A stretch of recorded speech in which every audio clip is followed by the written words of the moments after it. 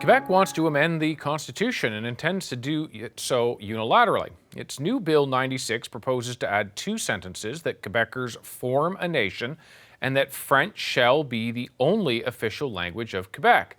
And Prime Minister Justin Trudeau agrees that Quebec can just do that on its own. It is perfectly legitimate for a province to modify the section of the Constitution that applies specifically to them, and that that is something that they can do while ensuring, of course, that the rest of the Constitution, including the sections that protect linguistic minorities like Anglophones in Quebec, continue to be respected. Okay. All right. So let's bring in Errol Mendes, who is a professor of constitutional law at the University of Ottawa. Professor Mendes, thank you for joining us. And I'm going to give you the difficult task of trying to give a constitutional analysis in a short period of time here on television. But what are the problems with Quebec trying to do this on its own? It has the ability to, but what are the challenges? Okay, just to give your viewers a sort of a thumbnail sketch on a constitutional amendment lecture in a few seconds.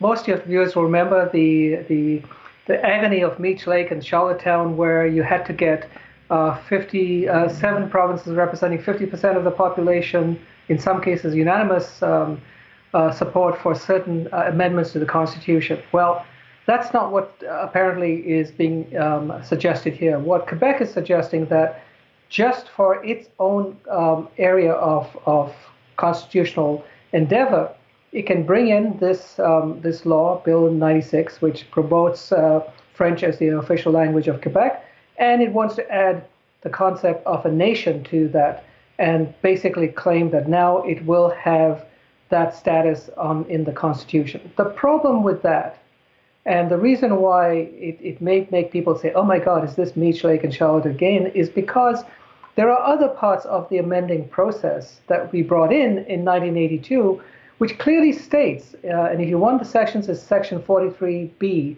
which says where there is amendments relating to the use of English or French in a particular province, then the Parliament of Canada has to give its consent.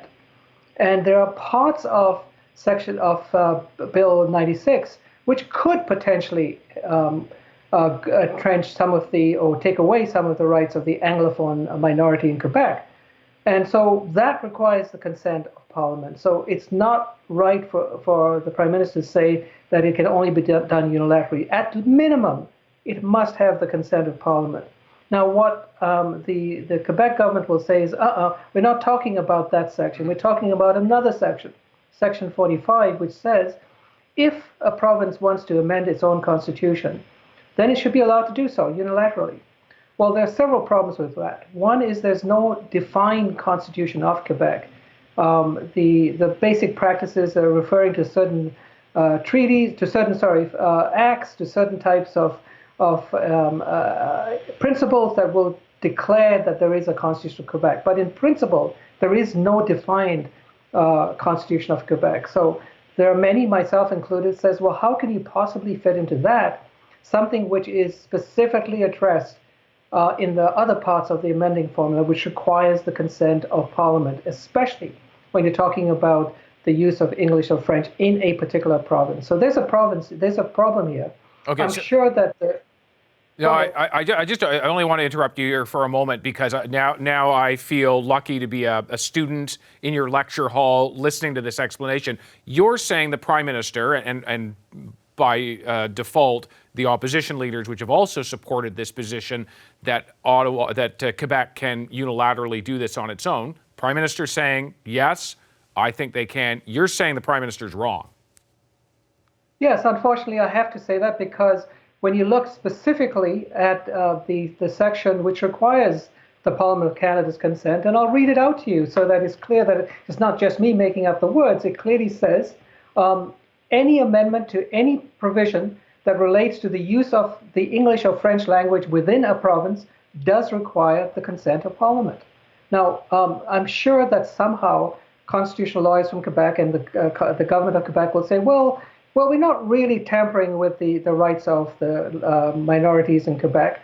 all we're suggesting is that they should consider French as the official language. But the devil's in the details. You have to look at what's in the proposed bill. You have to also discuss how does the concept of nation potentially affect not only on what is happening in Quebec, but potentially could Quebec use that in the future to argue that as a nation, they have special rights over other provinces in terms of, let's say, the spending power, or let's say interprovincial infrastructure, which the federal government has the major jurisdiction over. So lots of issues which need to be discussed in detail, because the devil is in the detail. Okay, so Professor Mendes, you say you are sure that there are constitutional scholars in Quebec who would disagree with your position. Let's see if I'm bringing one in. Let's see if I'm bringing one in right now, because we have Daniel Turp, who's a law professor at the Université de Montréal, also a former Bloc MP and Parti Québécois MNA. Professor Turp, you've been listening to Professor Mendes. My friend Errol, and I totally disagree with him. Okay, why? As usual, my friend Daniel. Errol, yeah, you should read. Well, you read Article 43 of the Constitution Act of '82, but that's the provision that relates to special arrangements. In the Senate reference, the Supreme Court, discussed that Article 43, and when you think about it, it relates to Article 133 of the Constitution Act of 1867, the use of French and English in courts and laws. And, I think you're reading into that procedure something that is not in there. And obviously, Bill 96 doesn't touch that. And, the Legault is very concerned about the protection of rights of English-speaking minorities that already exist in the Constitution Act 1867. So good luck. I'm not sure even the Supreme Court will agree with you. Okay, but Professor Turp, you straddle these worlds between both the academic applicability of this and the political. You have lived in the political realm. You must certainly know that in the rest of Canada, if Quebec goes and unilaterally does this, if as you say, it has the right to do that, that there could easily be a ramification for other provinces. Well, what is the ramification for other provinces? If not, they continue to disagree that Quebec is a nation. They don't want to recognize Quebec as a nation. That's why I think in part, and maybe mostly, the Meech Lake Accord was rejected and the Charlottetown Accord was rejected as well. But, you have to live with it. And now that M. Legault decided to use his power to amend the Quebec Constitution, which is in the Canadian Constitution, well, you have to decide if you can accept to live with Quebec as proclaiming itself as a nation and choosing French to be its official language. Why is it necessary? Why is it imperative that this be enshrined in the Canadian Constitution? Professor Turp, I would begin with you. It's about identity. It's about Quebec's identity. And M. Legault, who was formerly in favor of independence, is not anymore. But he believes that Quebec should be in Canada, but it also should be in Canada and recognized as a nation, and recognized as a nation where French is the official language. And obviously, French, it's difficult, for French to impose itself, even within the borders of Quebec, especially here in Montreal. So I think people need to know that. And putting it in the Canadian Constitution means something for Quebecers. And M. Legault has a great rate of approval on this matter. Quebecers agree with him on this issue. Professor Mendes, I please just have at it. Yes, can I just first address my friend Danielle's pointing out that Section 133 is not affected at all because it deals with the use of English and French in the official agencies of Quebec. Well, there are parts, and this is why I say the devil is in the detail. There is one of the aspects of the law that's being proposed is that it puts limits on people being able to access some of the services in English after a certain period. So the devil is in the details, and it requires, there are maybe other aspects that Section 133 may be affected by this law with this designation of Quebec as a nation and the official status of French as the official language. All I'm asking for, I'm not even contesting whether or not there should be the addition of the nation concept or distinct society, whatever. I'm asking for a proper examination to take place before we decide that Quebec has an absolute right to unilateral changing of the Constitution, because these things last forever. Professor Mendes, I just want to interrupt you just for a second. We've only got seconds left here, and I do want to just get your thoughts on whether you think the provinces would go along. It's in the final 30 seconds we've got here.